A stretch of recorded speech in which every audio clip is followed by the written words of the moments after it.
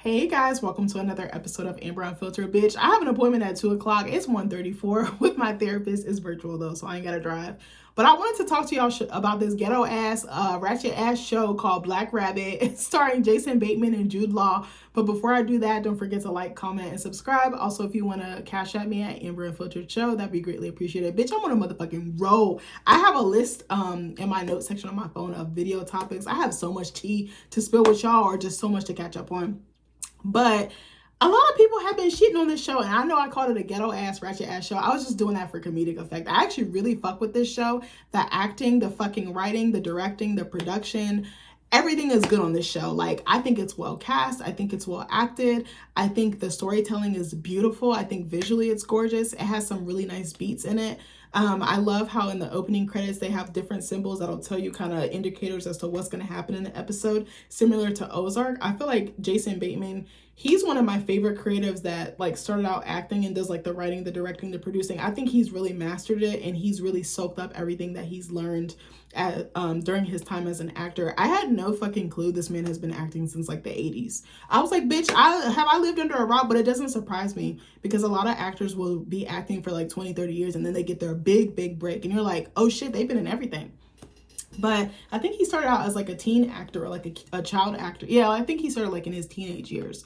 But anyway, this ain't about Jason Bateman. I really fuck with him. And then he be killing me with that voice. Like, yeah. Like, he does like that little, like, unassuming, like, suburban dad voice. And I just be like, when he do that voice, you already know his character is up to no fucking good. He's with the shits, I'm telling you. So anyway, so let me tell you what the show is about. Let me give you tea.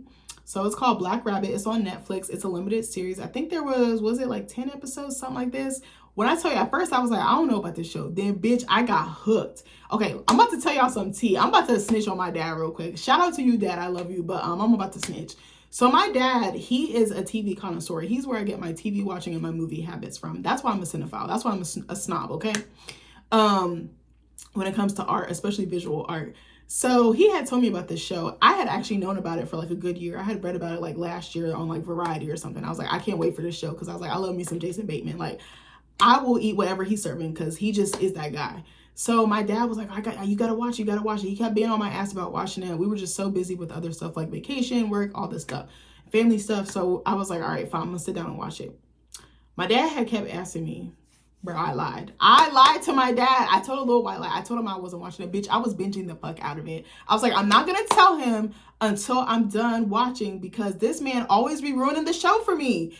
He'd be like, he did this with Shogun. He did this with Snowfall. I was so hot because me, him, and my brother were like all watching the same show. We're on a group chat, so we were texting about it. But then when I would text him on the side, just me and him, he would tell me key plot points about characters like dying and shit. And I'm like, bro, stop it. Sorry, I'm getting so excited. So with Shogun, he did this. I'm not gonna say which character, but there's a character in there that doesn't make it, and he ruined it for me. And I told him I wasn't done yet. So I was like, I made an executive decision. I'm not going to tell this man nothing else I'm watching until I'm done watching it. So that's what I did. He kept asking me. I was like, yeah. No. He was like, what you guys doing? I was like, just eating dinner, watching Black Rabbit. Sidebar, parenthesis. But okay, let me tell you about the plot. I only got 20 minutes to talk.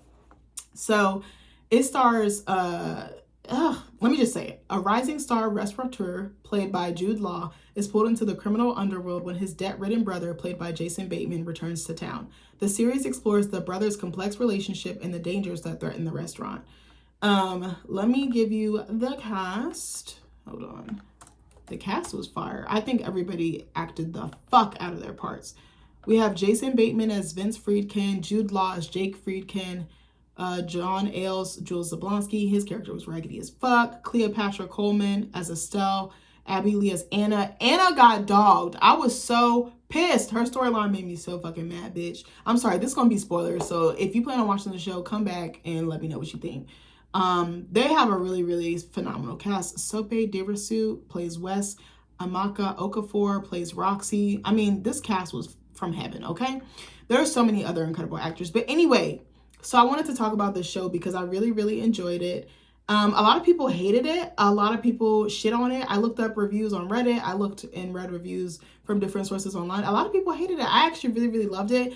I loved how it painted this intimate, complex, layered portrayal of siblings. I loved how this show examined how relationships work, but also how relationships can be to the detriment of everyone involved around them and the people involved in the relationship.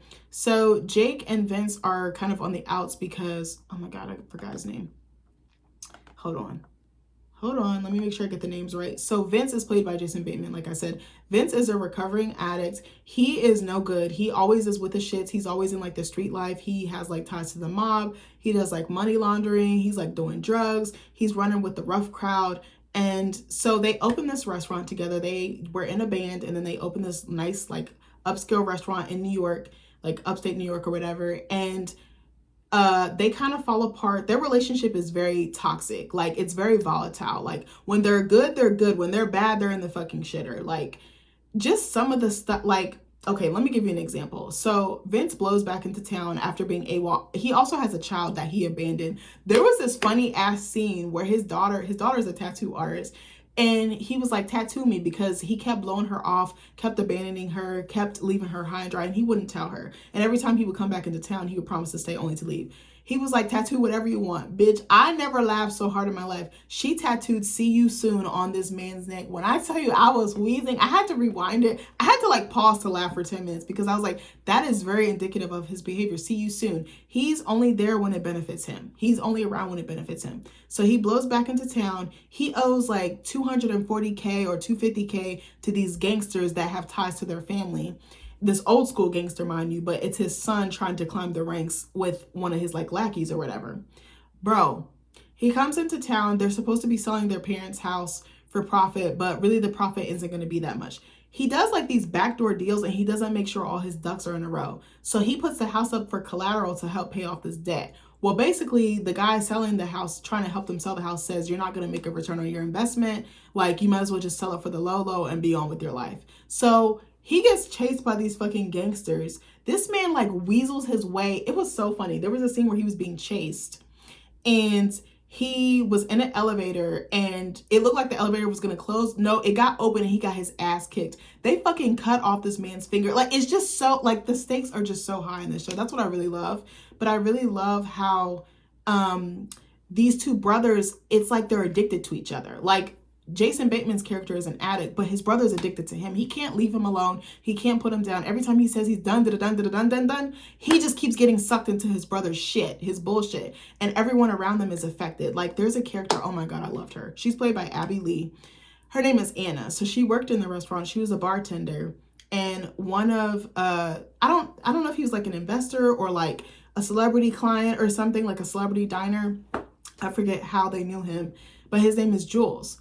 Jules had unfortunately assaulted Anna, and Anna just stopped showing up to work. She starts being late. She's not doing her thing, and this is out of character for her, but nobody knows why. She just starts acting very differently. You know, it's the trauma, it's the assault, you know, the violence that happened to her. So she gets fired. She doesn't show up on a day that Jake really needs her, which is played by Jude Law's character. He's now the owner because the other brother got flushed out. So one of the chefs there, Roxy, goes to check on her, and then that's when she finds out she's assaulted.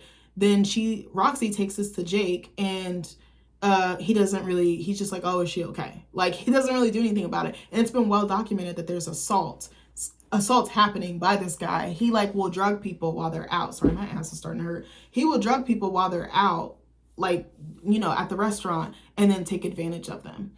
And so it kind of shows like the abuse of power, which I really love, which almost reminded me of Blink Twice. And it's still up.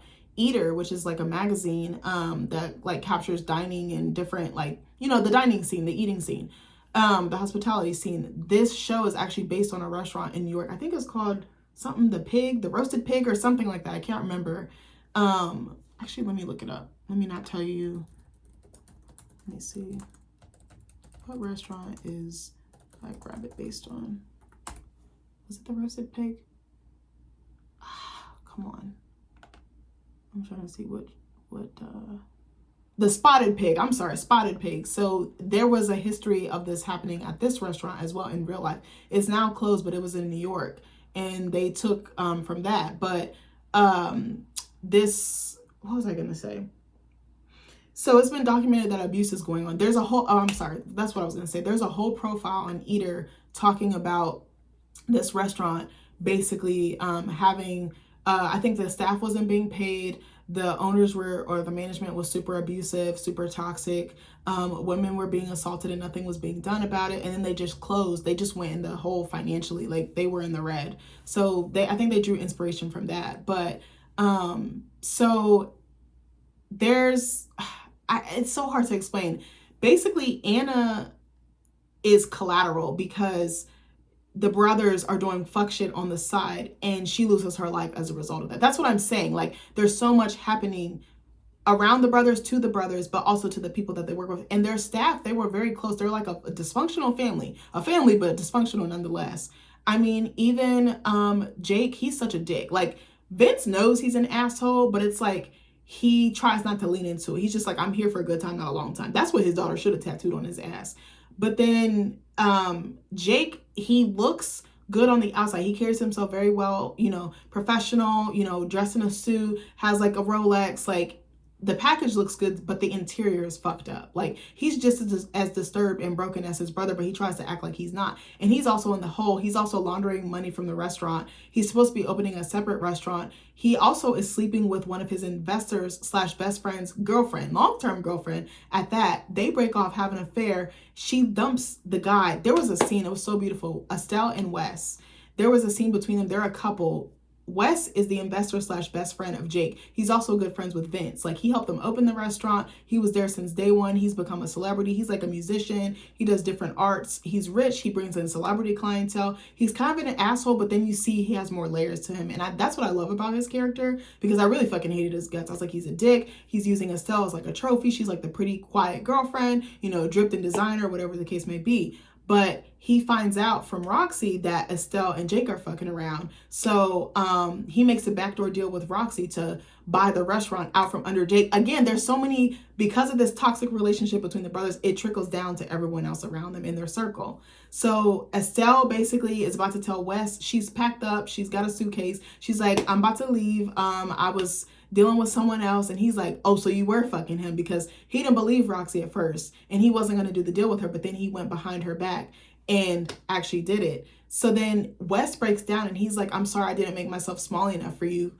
And it was just such a pivotal scene, and just the emotion, it was so charged with emotion and just the chemistry between the actors. I think a lot of the actors, even if they were supporting actors, had a lot of chemistry, like in different ways. Like even if they weren't interacting with other characters a whole lot, like I think that was something that they did really, really well. It's a very fast-paced show. It's kind of chaotic. It's very buzzy. So you have to kind of get with it. Like the first episode, I was like, what the fuck is going on here? Because it flashes back in time.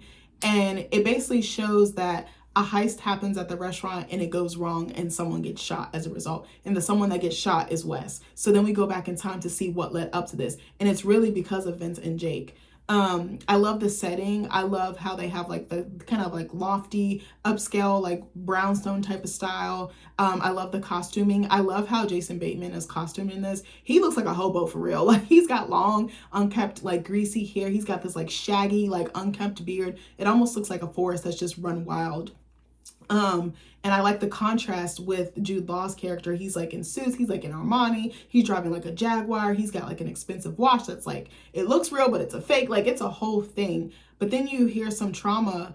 What I really was picking up on was that both of these brothers were fucked up and the ending gutted me. The last couple episodes gutted me. Just the way it happened, just the score, like the music that was playing, and how we see how much Jake goes to the ends of the earth for his brother. And I was like, that's a good brother, but it's a bad brother at the same time. They're literally on the run from mobsters, literally getting shot at, literally having death threats, literally having basically bounties on their heads. They have to like run and hide at the restaurant and their faces are plastered everywhere. He's literally running in the streets of New York with his brother, willing to die for this man. And almost like his daughter is like collateral as well, like almost like Anna. Like the women around them suffer so badly. Like I'm just like, I would not want to deal with these men. Like I cannot do it. But in the end, we see how tethered Jake is to him. He cannot let him go for the love of God. He's just for dear life. Like it's so bad. And I love the underlying storylines and how they all come to play. There was one episode, I can't remember which one, it was done so beautifully. It was like an hour long, like an hour or so longer, like an hour and 10.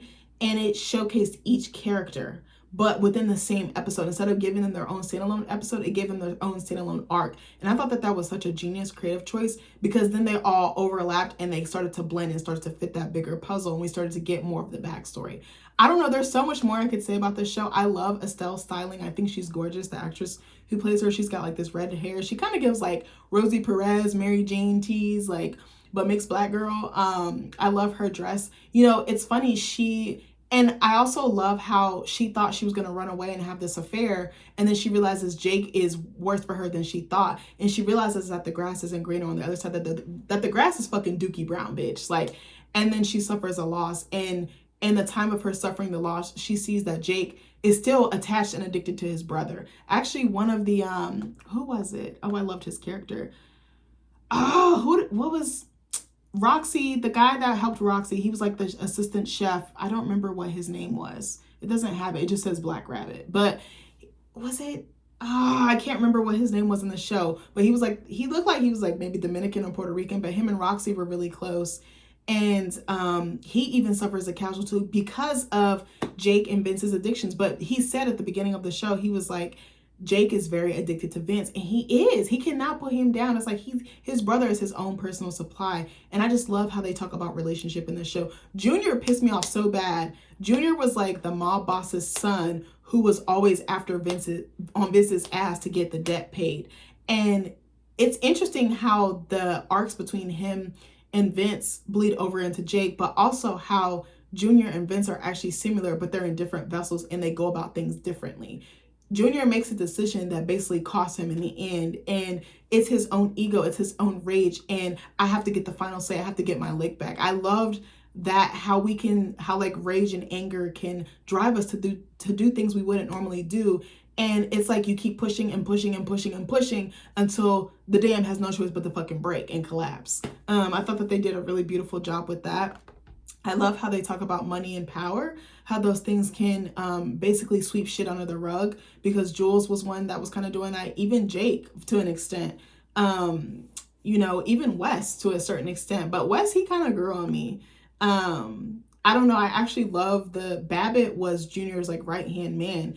They actually used Vince's adult daughter as collateral, and she almost got killed as a result, again, of their bullshit. She was supposed to leave with her aunt, which was Jake's ex-wife / baby mama, to flee town, but she didn't. She was like, I'm tired of running. I'm not gonna run. This is my dad's clown. This is my dad's circus. I'm not his clown. Like, so she stood her ground, but it cost her. So Junior's right-hand man pretended to be interested in her romantically, but then turned on her and kidnapped her, basically, or forced her to flee with him. And I just thought that was really clever. I mean, the writing is so genius. I love the tension. I love how I didn't know what was going to happen next. I just thought Vince was so raggedy, but Jake was so raggedy. Jake tried so hard to act like he was the good guy, but he was so terrible. He was just as bad as his brother. I loved the pacing of the show. I thought that was really good. At first, it's like very all over the place, but then it starts building and building, and it's like a pot on like boil. Like, it's just, okay, the water's getting hot. Okay, a bubble's forming. Okay, big bubbles are forming, and okay, oh shit, it's spilled over. Okay, there's foam, there's froth. And I really love that. I mean, I don't know. It's unlike anything I've seen this year. I think that this show should be getting some awards.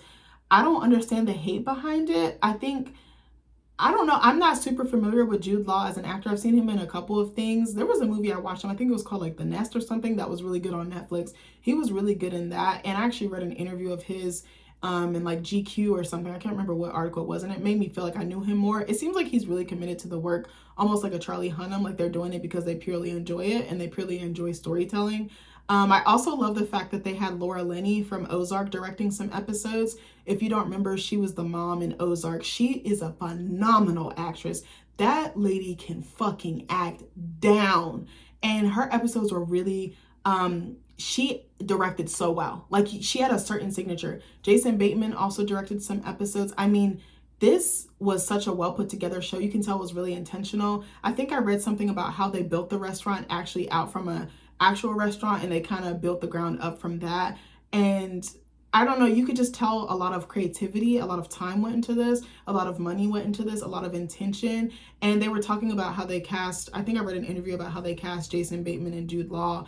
and how they were originally going for different parts, but then they decided to put them two together. And I was like, I did not anticipate them having this type of chemistry on screen, but it was such a great choice. And I'm glad that they both took the parts and they decided to put themselves out there. And Jason Bateman was talking about how he just like surrendered to the process and really was like a total douche, because Vince is such an asshole, but he doesn't make any bones about it. And he's always weaseling his way out of shit. And you're like, how? Like, how does he always get away with stuff? And he's always, the thing is, he's a smart businessman, but he just applies it so illegally. Like, if he could just focus and lock in, he would actually do good. But the way the show ended, it gutted me. And I actually love the ending, and I fucking hate endings, like I told you, because they never make any sense. But I think every character got what they needed, and they went the route that they wanted to, and they were able to be autonomous in their decision. And I really, really love that. And I felt like, again, that was intentional, and that some time and some care was put into this. I really don't think there needs to be a season 2. I could see a spinoff of maybe another character or something, but I really think the show is strong enough to stand alone with this one season. There's so much more I had to say, but I have an appointment. I mean, I just absolutely loved it. And even the abuse of power, let me go back to that for a second. Jake was covering up because the assaults were actually captured on camera, but they were deleted. And that was another thing. It was like, so he's just willing to sweep this under the rug because he wanted that restaurant and he wanted that power and he wanted to be on the scene so bad. And it was just like, but then Jake at the end, he humbles himself and he takes a much calmer approach and he's more real with himself. And I think based on what happens with his brother, I don't want to give it away, he realizes what's important in life. And I think a lot of the characters come to that conclusion. I was like, I'm feeling that now at 31. I don't know shit about life. I know a little bit, but not a lot. I still have so much more to learn and so much more to grow. But I don't know. I just wanted to give this show their props. I really hope that they sweep it award season. I'm probably on the fence. I absolutely love this show. Me and my dad were like talking about this, sitting dissertations back and forth. I finally did tell his ass that I watched it, and then we were going back and forth. But I was like, you're not about to ruin my TV watching experience. It's off with his head. But anyways, I love this show. I adore this cast. I would love to see them do something else together, even if it's not all of them, maybe combinations of them. They're all immensely talented. I love the direction the show went in. I love that it wasn't afraid to go there. I loved the risk that they took, and I loved some of the sequences were really a treat to watch as well, and just the musical aspect of it, but just visually as well. And I love just the situations that they found themselves in. They were literally at rock bottom, still like, they were like crabs in a barrel or crabs in a bucket, like clawing, trying to get their way out. And it's like, how are they going to dig themselves out of this? They were literally in a hole. They're literally with the dirt being shoveled onto them, and they're just like, oh, okay, like, I'm gonna get out, I'm gonna be alive, like, bitch, you're buried alive. Like, but anyways, I love this show. Excellent job to the cast, excellent job to the directors, excellent job to the whole production team. Y'all did your big one. I'm rare. I love this show. But anyways, I love you guys, and I'll see you in the next video. Bye.